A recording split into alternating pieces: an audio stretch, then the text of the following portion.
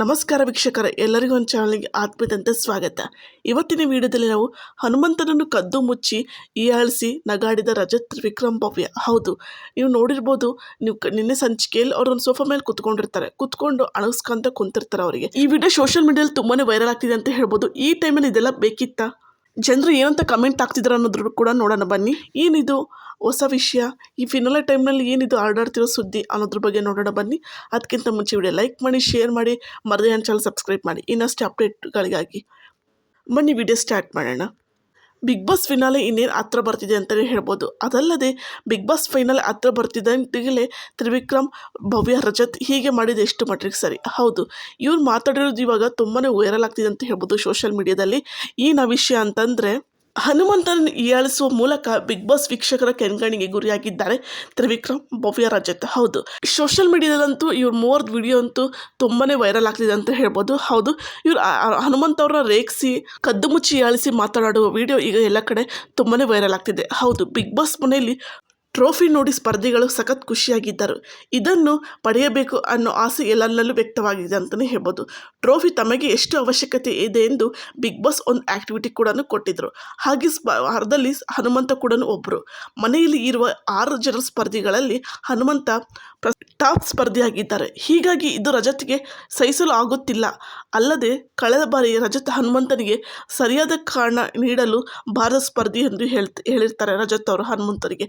ಇದಕ್ಕೆ ಕೋಪಗೊಂಡು ರಜತ್ ಹನುಮಂತನನ್ನು ಹೀಯಾಳಿಸುವ ಮೂಲಕ ಮಜಾ ತೆಗೆದುಕೊಳ್ಳುತ್ತಿದ್ದಾರೆ ಅಂತಲೇ ಹೇಳ್ಬೋದು. ಹೌದು, ಇನ್ನು ಹನುಮಂತು ಟಾಪ್ ಸ್ಪರ್ಧಿಯಾಗಿರುವುದರಿಂದ ಆತನನ್ನು ಕೆಳಗಿಳಿಸುವ ಪ್ರಯತ್ನದಲ್ಲಿ ಇರುವ ತ್ರಿವಿಕ್ರಮ್ ಹಾಗೂ ಭವ್ಯ ರಜತ್ ಅವರ ಅಪಹಾಸ್ಯ ಮಾಡಲು ಸಾಥ್ ನೀಡಿದ್ದಾರೆ. ತ್ರಿವಿಕ್ರಮ್ ಹಾಗೂ ಭವ್ಯ ಇದು ಬಿಗ್ ಬಾಸ್ ವೀಕ್ಷಕರಿಗೆ ಕೋಪಕ್ಕೆ ಕಟ್ಟೆಯನ್ನು ಹೊಡೆದಿದೆ ಅಂತ ಹೇಳ್ಬೋದು. ಹಾಗಾದರೆ ಈ ವಿಡಿಯೋದಲ್ಲಿ ಏನಿದೆ ಅನ್ನೋದ್ರ ಬಗ್ಗೆ ನೋಡೋದಾದರೆ, ಹನುಮಂತು ಟ್ರೋಫಿ ನೋಡಿ ಹೇಗೆ ಆಡ್ತಾನೆ ಎಂದು ವಿಡಿಯೋದಲ್ಲಿ ರಜತ್ ಹೀಯಾಳಿಸಿದ್ದಾರೆ. ಹೌದು, ನಂದೇ ಟ್ರೋಫಿ, ನಾನೇ ಗೆದ್ಕೊಂಡು ಬರ್ತೀನವ ಎಂದು ಹನುಮಂತ ಹೇಳ್ತಾರೆ ಎಂದು ರಜತ್ ಗೇಲಿ ಮಾಡ್ತಾರೆ. ರಜತ್, ತ್ರಿವಿಕ್ರಮ್ ಭವ್ಯ 3 ಸ್ಪರ್ಧಿಗಳು ಹನುಮಂತನನ್ನು ಗೇಲಿ ಮಾಡು ಕೇಕೆ ಹಾಕಿ ನಗಾಡ್ಕೊಂತ ಕೂತ್ಕೊಂಡಿರ್ತಾರೆ ಸೋಫಾ ಮೇಲೆ 3 ಜನ. ನೀವು ನೋಡಿರ್ತಾರೆ ನಿನ್ನೆ ಸಂಚಿಕೆಯಲ್ಲಿ. ಇದಕ್ಕೆ ಜನ ಯಾವ ರೀತಿ ಕಮೆಂಟ್ ಮಾಡಲು ಶುರು ಮಾಡಿದ್ದಾರೆ ಅಂದರೆ ಅದನ್ನು ನಾವು ಕಲ್ಪನೆ ಮಾಡಿಕೊಳ್ಳಲು ಕೂಡ ಸಾಧ್ಯವಿಲ್ಲ. ಬಾಯಿಗೆ ಬಂದಂತೆ ರಜತ್, ತ್ರಿವಿಕ್ರಮ್ ಹಾಗೂ ಭವ್ಯ ಅವರನ್ನು ಬೈದಾಡುತ್ತಿದ್ದಾರೆ. ಈ ನನ್ನ ಮಕ್ಕಳಿಗೆ ಗೊತ್ತಿಲ್ಲ, ಕಪ್ ನಮ್ಮ ಹನುಮಂತನೇ ಹಿಡಿಯೋದು, ತಾಯಿ ಬಗ್ಗೆ ಪ್ರೀತಿ ಇದ್ದವರಿಗೆ ಮಾತ್ರ ಗೊತ್ತು, ಅದರ ಬಗ್ಗೆ ಕಾಮಿಡಿ ಮಾಡೋದು ಅಲ್ಲ ಎಂದು ಕಮೆಂಟ್ಗಳು ಸುರಿಮಳೆ ಆಗ್ತಿದೆ ಅಂತಲೇ ಹೇಳ್ಬೋದು. ಅಷ್ಟೇ ಅಲ್ಲದೆ ರಜತ್ ಸಿಕ್ಕಾಪಟ್ಟೆ ಹುರ್ಕೊಂಡಿದ್ದಾನೆ ಅನ್ನೋದು ಈ ವಿಡಿಯೋದಲ್ಲಿ ಗೊತ್ತಾಗುತ್ತೆ. ಆದರೆ ಹನುಮಂತನ ಒಂದು ತಲೆ ಕೂದಲಿಗೂ ಸಮ ಇಲ್ಲ ಈ 3 ಜನ. ರಜತ್, ನೆಕ್ಸ್ಟ್ ಮನೆಗೆ ಹೋಗೋದು ನೀನೇ ಅನ್ನೋ ಭಯ ಇದೆಯಾ?